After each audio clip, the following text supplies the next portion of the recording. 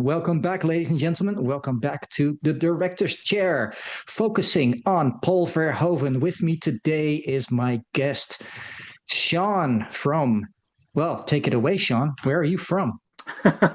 I'm from all over, I guess. I guess the podcast has now been defunct for over a year, but you can still find a few of the episodes on YouTube. But I did I Must Break This podcast, which was the podcast that looked at the films and the filmography of Dolph Lundgren.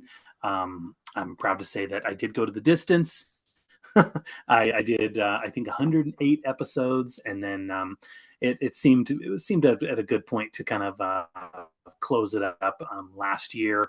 And then a few of the episodes were on the last of the Action Heroes podcast network, but that network seems to have kind of dissipated as well. And so, like I said, you can still find a few of the episodes on YouTube, but it was a lot of fun, but it was time to put it to bed. So, but the cool thing is now that I still get invited on for opportunities like this to chat with you about these seminal films of the 80s. So Certainly.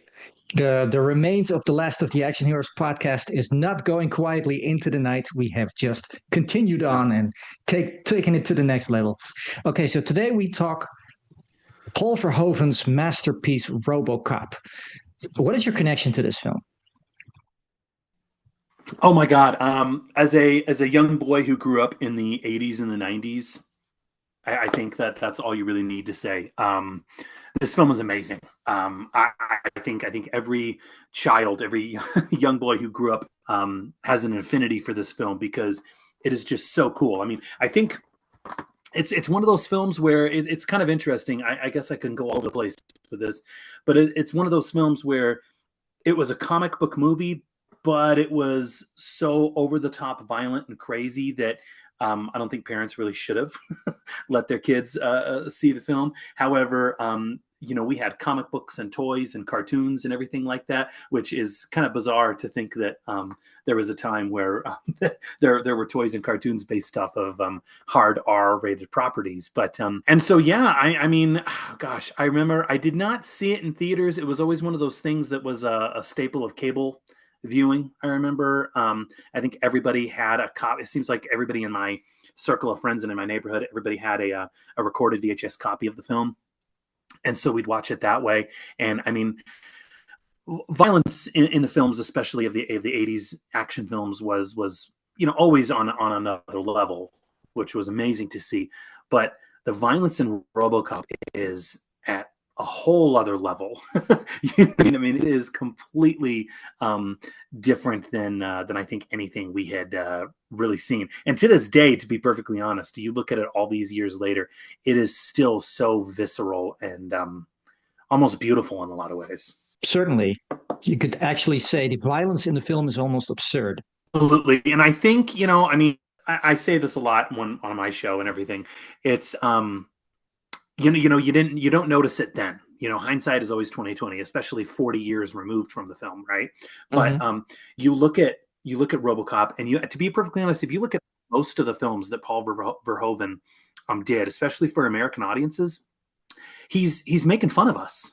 I mean, what a genius if you think about it. But all of the films that he did, RoboCop, Total Recall, Starship Troopers, Showgirls, okay, Basic Instinct to an extent, he is pretty much pointing his finger at us and making fun of American audiences. And what's hilarious is not only do we look at it and do we love it, but we didn't even recognize it then. We look at it now and we think, oh, I see what he was doing. But at the Mm-hmm. time, we didn't. I guess smart enough to pick up on it, especially in 1997. We just looked at RoboCop as being, it's absurd, it's a satire, yes, but I think a lot of us just looked at it as being a kick-ass action movie, which it is, but it's also so much smarter than that. Would it be fair to say that most of the actual metaphysical elements and certainly the sarcasm and certainly the social criticism that Paul Verhoeven and the writers brought to the film went mostly under the radar because there was enough bullets flying around and there were enough explosions? Mm-hmm. Yeah, and he did the same thing 5 years later with Total Recall. He did the exact same kind of aesthetic and everything like that with Total It's the Recall. same And team. then after Total Recall, yeah, and Yeah, then with Starship Troopers, I mean, Starship same Troopers, team my God, again. there's Nazi there's Nazi imagery in Starship Troopers for crying out loud at the end Yes. that we just don't pick up on, you know? Well, with that movie, I think people had finally caught up to what was being presented. They just didn't understand it yet. Right. It's taken a couple of decades. Right. Yeah. Yeah, One definitely. of the main reasons why Paul Verhoeven went to the United States wasn't just to paint a bigger canvas, because American money does, American filmmaking does give you the opportunity to make bigger movies, make your vision come to life. He was run out of town. Paul Verhoeven was reviled, was hated, was chewed up and spat out by the very medium that brought him to the fore. He basically needed to flee the country in order to remain a filmmaker. That's the reality of it. The social criticism that you see in Robocop, that you see in Total Recall, that you see in all of his subsequent films, they were already there when he was making his art house films in Holland. It's just his aim was at our society, not yours. So, of course, when he moved, and that's the interesting thing about Robocop. This is his first American feature, and you could call this the fish out of water style movie making, because he had no idea where he was. So many of these sensibilities are an intellectual reacting to his surroundings. I think a lot of the sensibilities you see in the film are a culture shock, a true, honest culture shock. That's how the movie even starts. Because the first thing you see is a news bulletin. The movie starts with a news bulletin. And you see these graphic images of the dramatic things, of explosions, of planes exploding in the sky, you name it. That by itself is to a European, to a Dutch person, completely alien. That would never happen here. It just wouldn't. The news is meant to soothe people. The news is meant to editorialize the things they've already read or heard. It's like, no, it's this. Whereas American journalism is sensational. It leads with a top story. It leads with something dramatic. It warns you about things. Like you have to be afraid of this. It's about to come. It's going to land on you. And the movie starts out that way. Yeah, no, I mean, what's brilliant, I mean, if you look at the film, oddly enough, if you look at kind of what the series became, as became a television show and an animated series and everything like that, if you look at what it became, I think in anyone else, yeah, exactly, I think in anyone else's hands, the very first film, the 1987 film that we're discussing today, in anyone else's hands, that's what it would have been. You know what I mean? I think if you just look at the concept and the title, for crying out loud, Robocop, you know what I mean? It sounds silly. It sounds nonsense. And I think Paul Verhoeven a comic went book into superhero. it seeing that it was. Yeah, exactly. And I think he went into and I don't know if you've seen the documentary RoboDoc, but I mean they talk about this, when his wife had to convince him because he thought it looked silly and it was like a comic book. And so when he came on board, he pretty much said, okay, I'll make it a comic book. Yes. But I'm also going to lean into the satire of it. I'm going to make it ultra violent and crazy. And I'm going to put my own thumbprint on this. And that's what I love about it. But it's really interesting. If you look at the sequel, and the sequel is, Robocop 2 is okay. Robocop 3 is awful. Don't get me, but I mean, 2 is fine for what it is.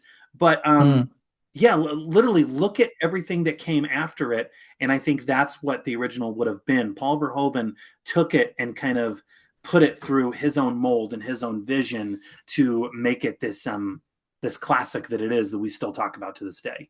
Well, in a sense, we can be grateful for all the subsequent attempts at recreating this IP, because it really shows you what Robocop, the original, really is, and why it is considered a genre classic, and why it was such a success, and why it is so fascinating, and why we're still talking about it 30, 40 years hence.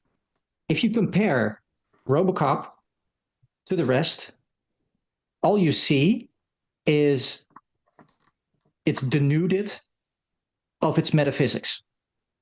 It's denuded of its social commentary, and the attempts at sarcasm and irony just aren't there. And they aren't there for a good reason. They never called the original writers, they never called the original producers, and Paul Verhoeven certainly would never go near it because he doesn't do sequels ever. Now, Robocop is a comic book movie about a robot with a human brain who fights crime and who wins the day on the surface. It has the exact amount of explosions a production like this would want. It has more than enough violence, perhaps a little bit too much. And I think there's another story to be told here. If you watch the theatrical version of this film, there are 18 cuts made. So if you think the theatrical version is violent, the director's cut, the cut that Paul Verhoeven would have wanted, would have been insane to most people.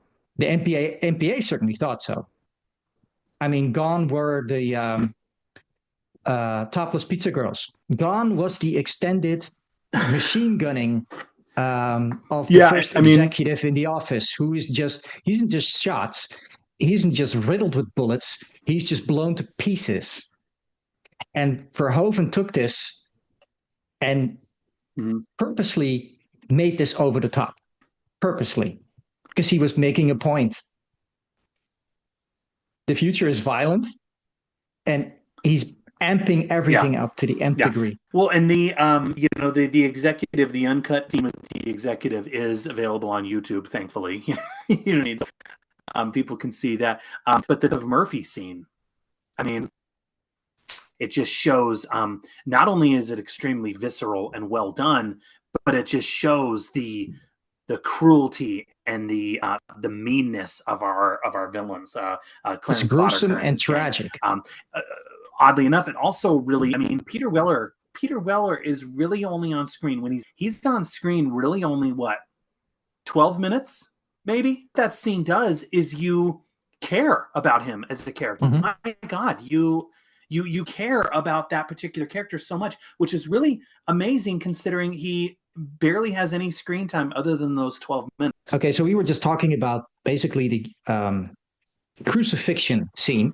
This film is riddled with metaphors about Jesus Christ, and we have a protagonist in Frank Murphy who is sacrificed, and he's sacrificed because we learn later through dialogue that they were waiting for him to die.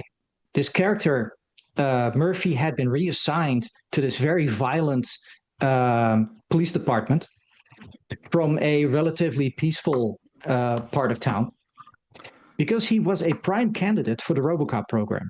Of course, he didn't know that, but that doesn't matter because OCP, the conglomerate who now operates and owns the Detroit police force, owns all the police officers and owns all their remains. So if a police officer is killed in action, they own his body, they own his organs, they own everything. They can do what they want, which is shown throughout the movie.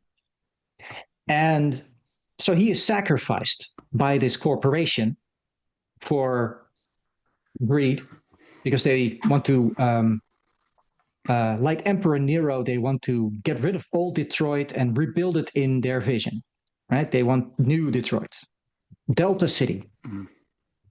And on this altar, our officer Murphy, of course, is sacrificed in a very gruesome scene. And you see the people jeering at him as he is riddled and shot to death. This is repeated again in the movie. And we'll get to that. But this is, I'm just going to point out, this is a religious metaphor put in there on purpose by Verhoeven. Because Verhoeven has an obsession with Jesus of Nazareth. He's had that since the 60s. And it's in all his movies. Now, Paul Verhoeven is not a Christian. He's not even, he doesn't believe in anything other than mathematics and physics. because he's a professor in mathematics and physics. But he has an obsession with Jesus of Nazareth. And so, of course, in his head, he has to work out why. Why am I obsessed with this person? Well, his teachings. Well, so this has kept him engaged, and this has seeped into his art. Most artists repeat themselves constantly because they're always making their magnus opus, right? They are making the thing they want to get out, the thing they really want to create, and all other pieces of art that came before were just attempts at perfecting this craft. And that's what Robocop is.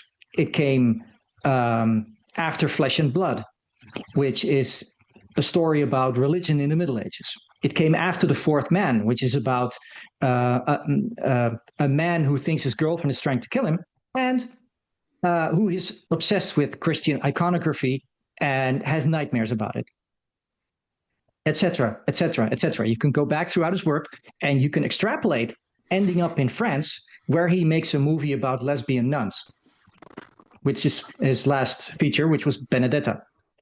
Now, Robocop is right in the middle, and it's his first American film. And I find it interesting that a country which you could call fundamentalist Christian, right? Most Americans, whenever I see them, are fanatic about their religion. And then there's the other half of the country who's fanatic about communism now. But the ones who are fanatic about Christianity never picked up on this.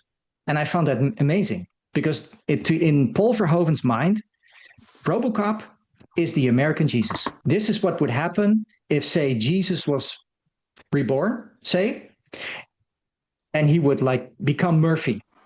And this is what would happen to him. He would be crucified and he would resurrect.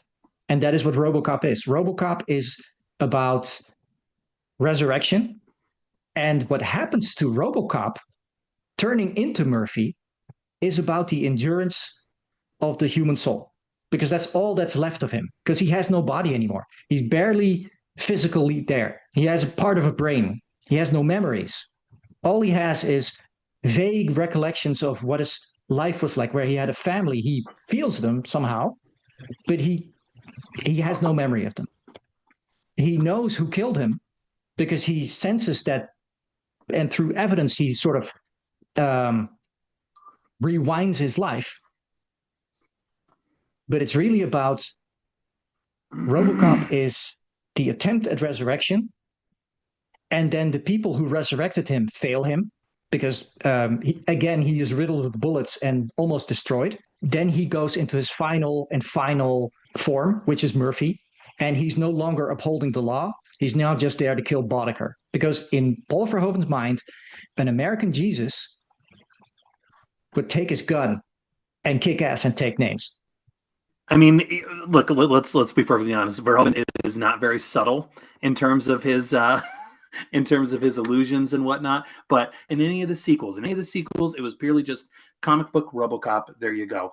And I think we also need to say too, the other thing that I think is absolutely amazing about this film is if you look at any screenwriting book, one of the things that is to where the villain needs to be either in equal strength as the hero, or he needs to be more powerful than the hero. So in that way, you can kind of, the hero's journey and everything like that, and it's believable. What's amazing to me about this is Clarence Boddicker is the complete antithesis cop. There, he's weaker than Murphy. You know what I mean? Especially when he's in his Robocop form. He's a human. I mean, whereas the sequels, they pitted Robocop up against a newer, bigger, better version of a robot, right? They did that. But for this one, the main villain is just wimpy, sniveling little human.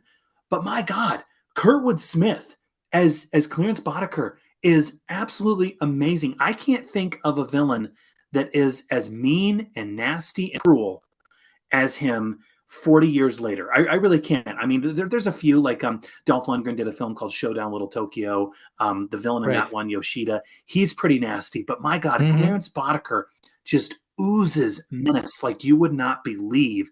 And the fact that he he's just a human. You know what I mean? Like he's nothing. He's certainly not more powerful. Especially when you see RoboCop manhandle him, you know that he would eat his lunch, no problem. But man, he is. I mean, I can't say enough about Kurtwood Smith. That's always the thing. I remember as a teenager when that '70s show came on the air, and Kurtwood Smith showed up as Red Foreman, Eric's dad.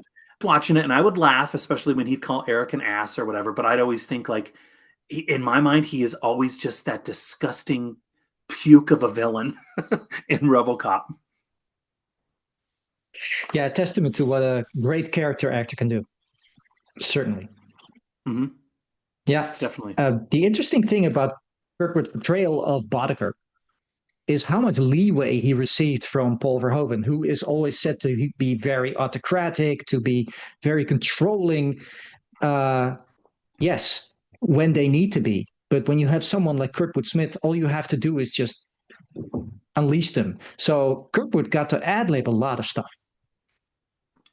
My favorite part, they're in the drug lab and they're negotiating for distribution rights. Things get a little, well, it turns into a Mexican standoff, right? Where they're all pointing guns at each other.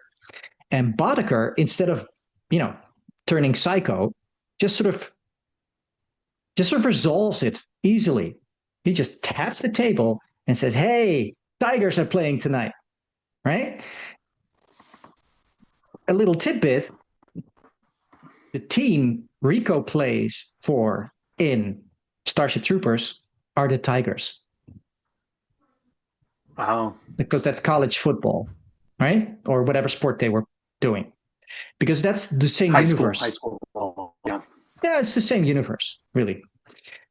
Yeah. The Tigers, man. Anyway, so you see Kurtwood Smith really, really chewing up the scenery and stealing the scene every time. There are a lot of strong actors in this. Peter Weller could be named. Yeah. Peter Weller stood as, I mean, here's a guy who's buried in a suit and still gets his personality across. That's pretty significant. You could talk about Nancy Allen, who up until then had never done anything remotely like this. We are in the midst of the Me Too era and strong female protagonists, except they don't work. Whereas here in 1987, you see like this strong female taking down men, pushing the plot. So here we have this really strong female protagonist. Verhoeven made her cut her hair because he didn't want to sexualize her too much. Originally, when he first read the script, he felt that they should have a love interest. So he made Newmeyer and Miner, he made them rewrite.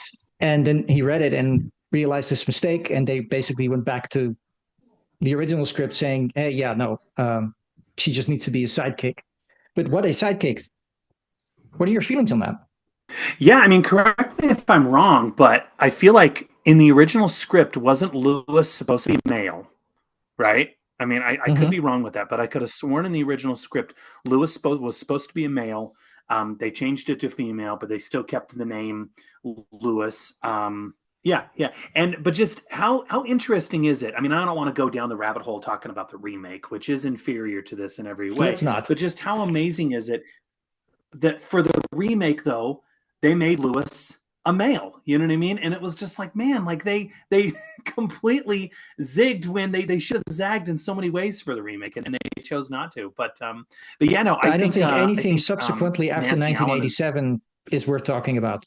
It's soulless. It's slop. Oh, it is. It's very sloppy. But yeah, no, I think Nancy Allen is amazing. She is tough. She is badass.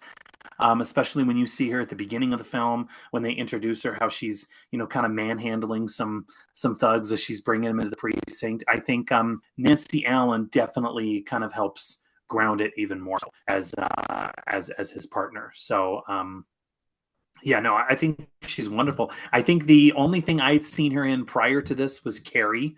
She was one of the bitchy high school teens or whatever that was the bitchy high school Carrie's teen. life miserable. But yeah, that was But that was really pretty much the only other thing I had seen her in. But yeah, no, I think everybody in this film is wonderful. I mean, everybody, and that's just something you don't get in films nowadays, to be perfectly honest. Which I don't want to go down that rabbit hole either. But yeah, everybody in this film has a little something to chew on. Everybody in this film who comes on screen has their own little moment to kind of shine. You don't get that nowadays Nope. Miguel anymore. Ferrer You know what I mean? was written as the bad You don't guy. get that. I mean, oh, yeah, Yeah. He yeah. was basically He's supposed to be the bad amazing. guy. He's amazing. Ronnie Cox. Yeah. But Miguel Ferrer plays his Okay. character and might more or less turns himself into the father figure of Robocop. And so when he's murdered, Robocop is really avenging his father, the killer of his father, or his father figure, which is another tiny little thing, but it's powerful motivation. Same with Ronnie Cox, who is the end boss, one could say. If Charles Boddicker is a level boss, one of the final levels, but Ronnie Cox is the end boss, the end all and be all. The entire subplot where all these executives are uh, more or less trying to kill each other, I think that just takes Wallstreet to task. Wallstreet of the 80s, because that's what they were going for. It's obvious. Oh yeah, most definitely, most definitely. I mean, it's the film is a total product of the time, especially in terms of some of the other type of influences and films that we were getting. Mm-hmm. But man, I mean, I feel like an entire podcast could be devoted to this film, in itself, to where you're breaking Mm-hmm. down everything. One episode could be breaking down the characters. One episode could be breaking down the suit that Peter Weller has to play. One episode could be breaking down, the villains itself. I mean, there are so many different layers to this film that just make it the amazing spectacle that it is. Yeah, it's endlessly rewatchable. Just, I mean, one thing we probably should about is the suit. I mean, for Mm-hmm. 1987 standards, they didn't have CGI or anything like that then. All But practical. the suit, I mean, and a lot of that too, yeah, a lot of that we can just put on Peter Weller's shoulders as well, because I think Peter Weller, he certainly makes the role. I mean, everything, but the way he carries that suit, it looks Mm-hmm. so real and so lived in and practical and everything. To where, I He mean, makes a piece of again, in plastic anyone look else's like a hands, real this could have robot. been, oh, absolutely. It's amazing. I think what did Peter Weller say? He worked with mimes and things of that He nature did. to Mm-hmm. kind of help sell his performance of this. But I Yeah, mean, he does a this wonderful almost tanked job the film. as well. This almost destroyed the movie. Verhoeven had insisted on changes to the suit that made it impossible for Peter Weller to actually move in it. It was a disaster. Yeah. And so they had to go back and rethink the whole concept. The guy who made the suit had warned about this. He was at odds with Verhoeven. Of course, this is the whole fish out of water element. Here you have a director coming from Europe, has never done anything remotely like this. This is the most expensive project he's ever been in, and by American standards, this is a not even a B movie. This is just a cheap film because they had like 10 million. That's all they had, and even by that, for 1987 standards, that's not a lot of money, especially for a science fiction film of this magnitude. But then again, you have a director who's used to thinking on his feet. He's used to getting his way by pushing every department he has control over. So the picture before this, his budget had been doubled, right? Because he's used to maybe a million and a half. For Soldier of Orange, he had like 3.5 million. For Flesh and Blood, he had about 6. So here he has 10 million. So it's all growing. So with that comes more ambition in terms of what you want to see, what you want to project, what you, as a director, want to create. So he had these things in his head. It's like this was what has to be on the screen. That has to be on the screen. This is how it should be. And he's pushing people and he's pushing them in directions they can't go in because the suit maker says that's just not possible. And Peter Weller says I can't move in this thing. So he's backed himself in a corner. And this is the genius of Paul Verhoeven. And one of the reasons why I was so keen to tackle him is most directors fail in this situation where Paul Verhoeven time and time and time and time again pulls something out of the hat. One of the interesting things about Paul Verhoeven is he's able to admit a mistake. And that's one of the reasons why you see all these actors he's worked with over the years are so incredibly loyal to him. Because yes, he shouts at you, and yes, he screams his head off, and he looks like he's having a heart attack, but that's all to make the project better. And everybody understands that. I saw this great interview. Peter Weller had explained, well, my character, have an experience and then have a dream about it and then have subsequent actions. Whereas Paul Verhoeven says, no, you have it all wrong. The dream comes first because that's what you see in the movie. Robocop dreams of his past and then subsequent actions happen, but not in the way that Peter Weller thought they would, because he's more grounded and he's more thinking in terms of, well, it's the Western way of thinking, right? It's like something happens to you, then you have a change of heart or you have a new insight. Whereas here, it's Robocop's soul driving the plot throughout the film. And Verhoeven had this in his head way before they ever started shooting. And so he was able to communicate this to Weller. And then from that, aside from the issues with the suit, where Weller had a tantrum, and rightfully so, because he has to be in that fucking thing, right? But aside from that, they worked together seamlessly. No, absolutely, absolutely. I mean, I highly recommend anybody check out the documentary RoboDoc.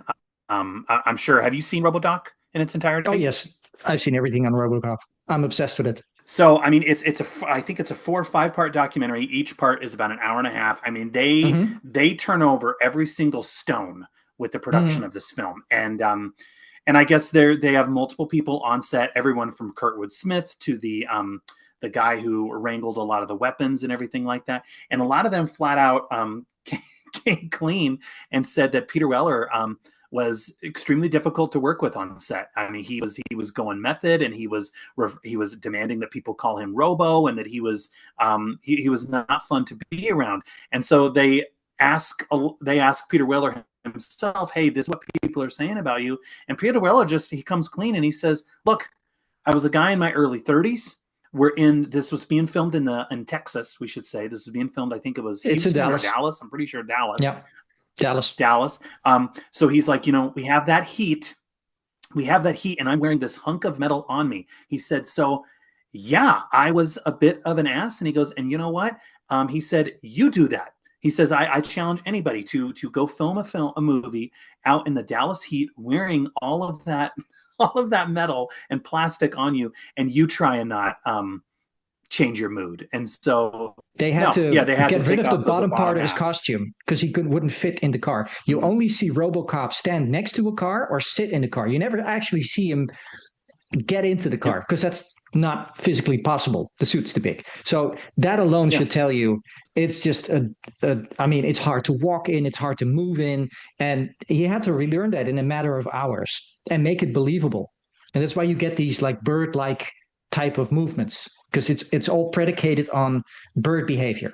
The one thing that I will say that I've never liked about the suit, and I don't know if you picked up on this, and now granted, I keep saying this, I didn't notice it as a kid. It took me about probably my 10th or 12th time watching it. But if you notice, every time Robocop, so every time you see him without that on, the black chin guard disappears as well.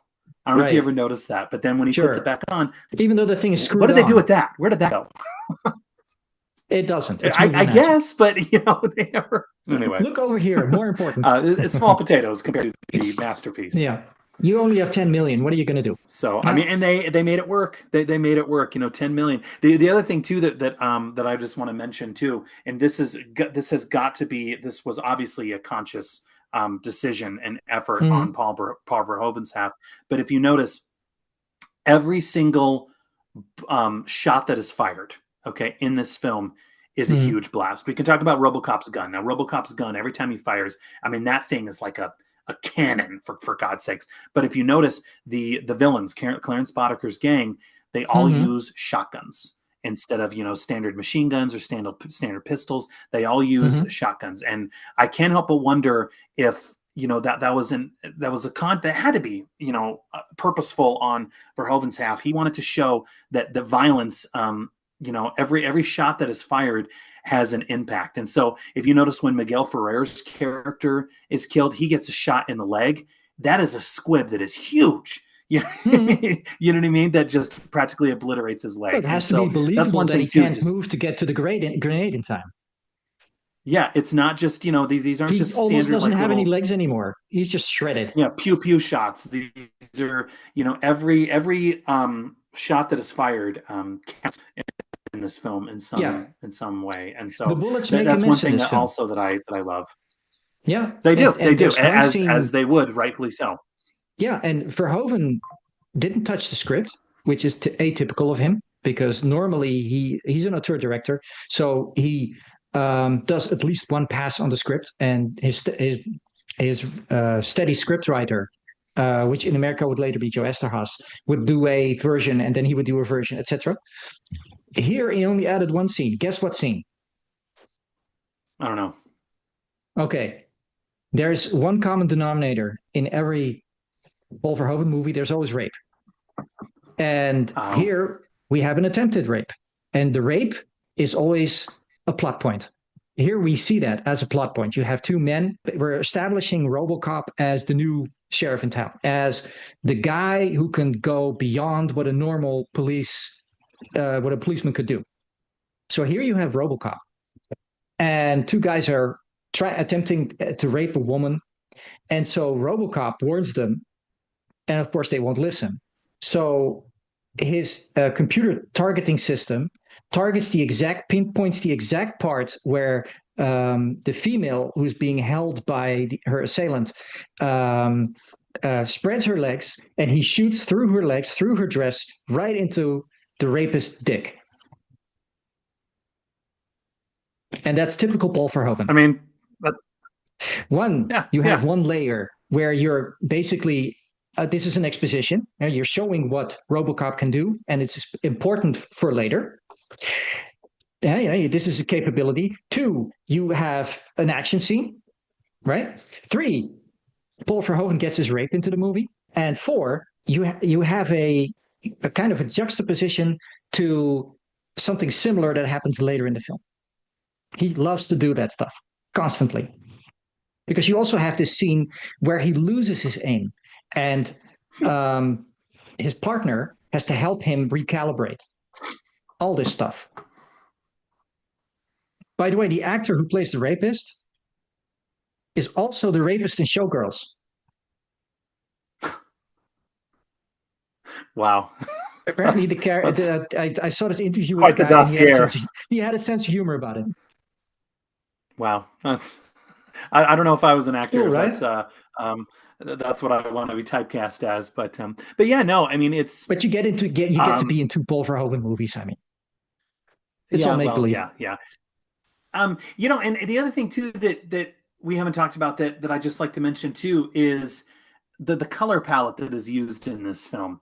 Um, Mm, is very very different than the color palette that is used in the sequels and the TV shows and everything like that. And that's one thing that I love about this as well is how mm, this film, it's very very gray. You know what I mean? It's very very grimy and dark, mm-hmm, and it just mm-hmm.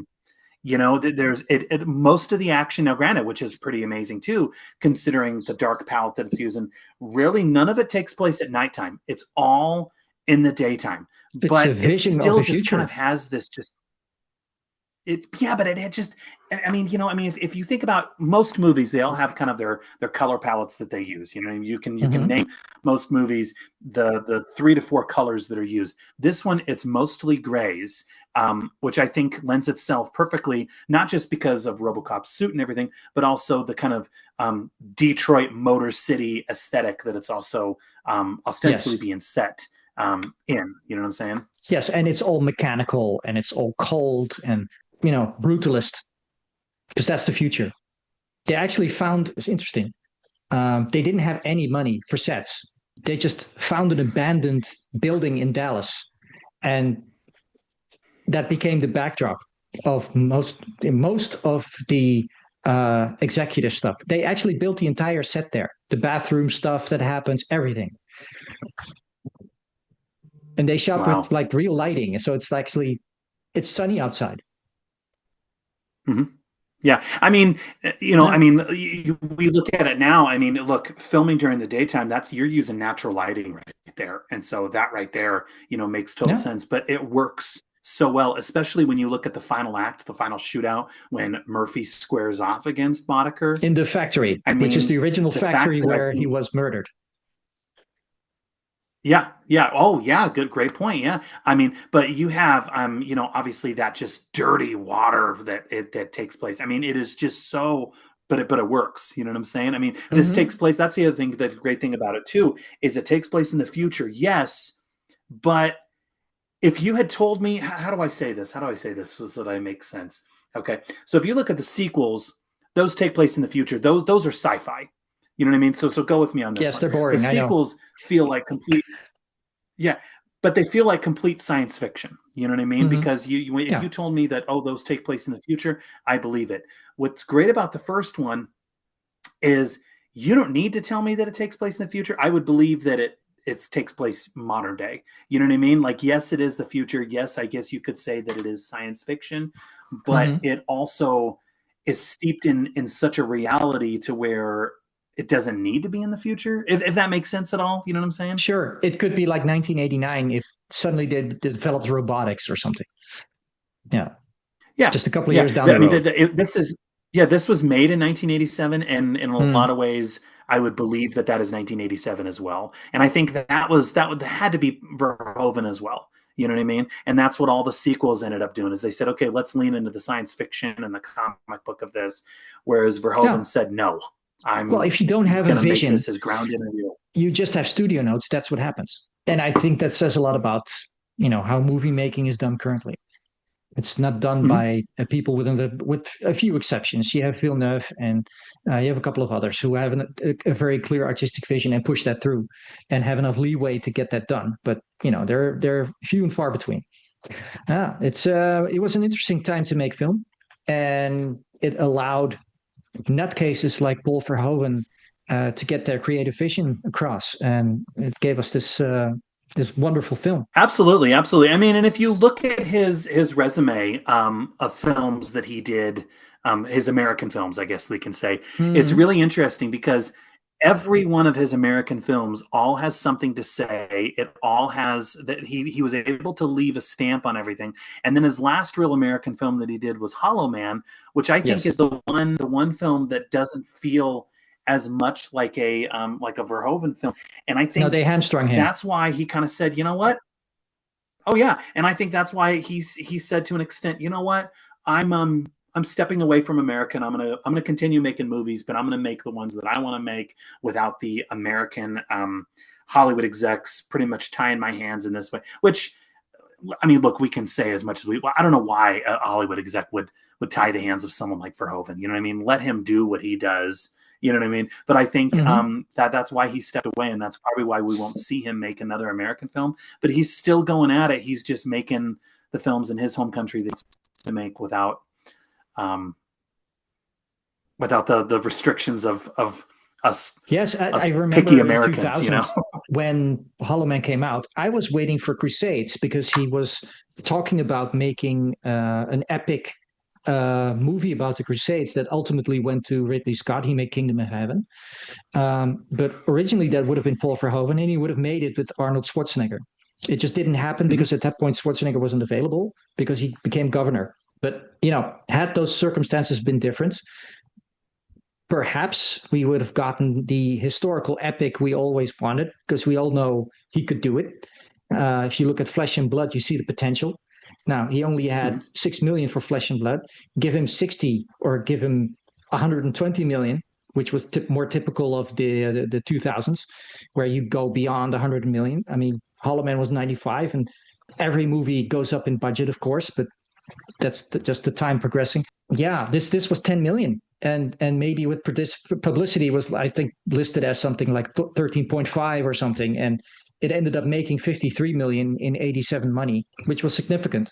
I mean, if you look at that from inflation's, it's like 180, 200 million in current money, and that's not bad for a $10 million movie. So this is a director who's always used to success, commercial success as well. So when that started taking a downturn in the late 90s for him, because he had two subsequent flops, which was Showgirls and Starship Troopers. um, great, wonderful films, but didn't do well commercially, yeah, then of course a studio is going to say, "Hey, great, Paul, we love you, but here are our notes, and you're only going to get money if you do this. You're only going to get money if you do that, etc." Well, the writing is on the wall when that happens. The Hmm. same thing happened to Kubrick, Yeah, in fact, yeah. in the No, 60s. And he went to Britain and started making his own movies. well, one of my favorite, actually, my favorite director, John Woo. Same thing happened to him. You know, Same he had thing. a juggernaut of films that came out throughout the '90s, mid '90s, late '90s.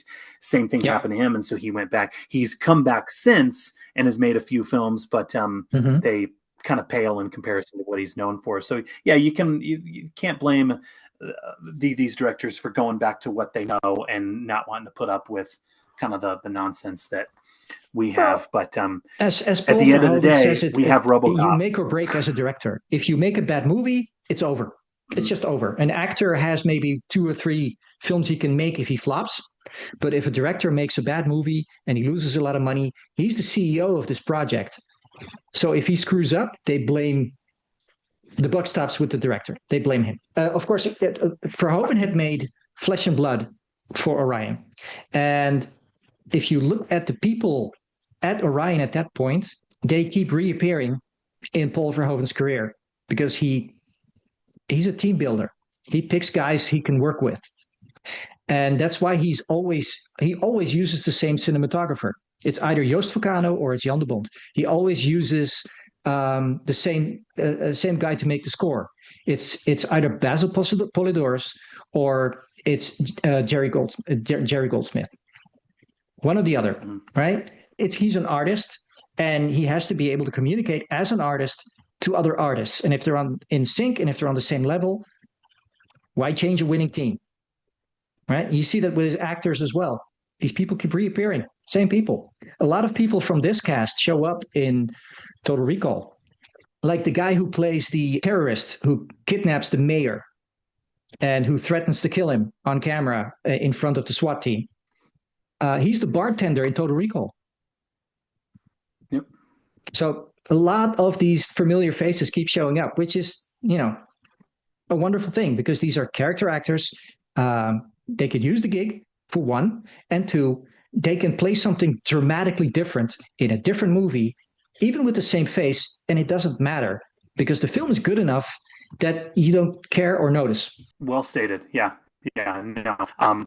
But what's amazing is RoboCop is that film that we're still going to be talking about in 10 to 15 years. I mean, because it just made such an impact. And while Orion, I don't know what's going on with Orion because I feel like Orion came back in the past years and put out a few films. So I think they're that company that just refuses to die. But I mean, man, as and they did have a spectacular crash and burn, I think we can say. But the slate of films that they put out is second to none. I mean, they kind of in a lot of ways remind me of Carlco.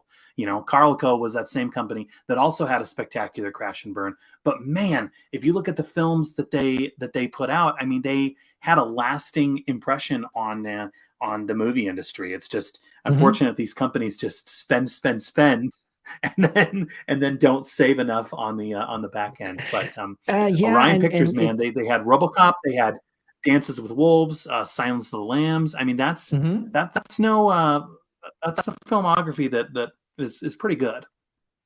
Absolutely. They stand out because they take risks. But when you take risks, you also risk financial disaster. And I think that's the story of most of Mhm. those cowboys of the 80s. New Line Yeah, Cinema, yeah, perfect absolutely. example. Canon Group, Hmm. perfect example. New Line Cinema though had a longer. I mean, I They had a love New longer Line run. Cinema, but True. they had a much longer run. They had a much longer run. But what's amazing to me about New Line Cinema is, You see that yeah, with directors as well. You absolutely. feel with Ridley Scott, for example, you have kind of this idea that all of that could happen in the same timeline at some point. That Blade Runner has something to do with Alien, and Alien has something to do with, one of his other films. And that also goes for Paul Verhoeven, especially with the science fiction films, because Paul Verhoeven's style is so typical. Those films have some of the same sensibilities and Certainly because he used some of the same writers. They have the same sarcasm. They have the same irony. Uh, I mean, the biggest example is comparing Robocop to, say, Starship Troopers. I mean, it's, you know, those are basically the same people making the same kind of movie, right? Just set in space instead Mm. of in Detroit. Yeah, So it's another layer of enjoyability because, and another reason why these films are so timeless and so endlessly rewatchable. absolutely.